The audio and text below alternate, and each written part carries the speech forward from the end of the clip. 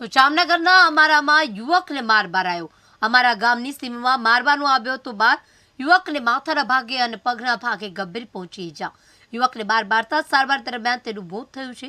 બે ઇસમો સામે હત્યાની કલમ હેઠળ ગુનો નોંધાયો। આરોપીની પોલીસે ધરપકડ કરી રિમાન્ડ દરમિયાન વધુ વિગતો બહાર આવે તેવી શક્યતા।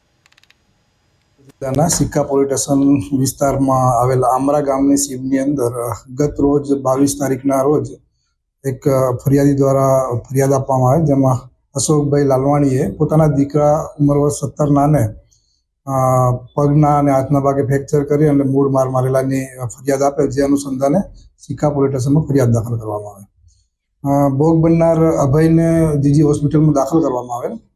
તે દરમિયાન સારવાર સર્ટી મળતા તેને મારી નાખવા માટે ઈજાઓ કરેલી હોવાનું જણાઈ આવતા એને તે મુજબની કલમનો ઉમેરો કરવામાં આવેલ।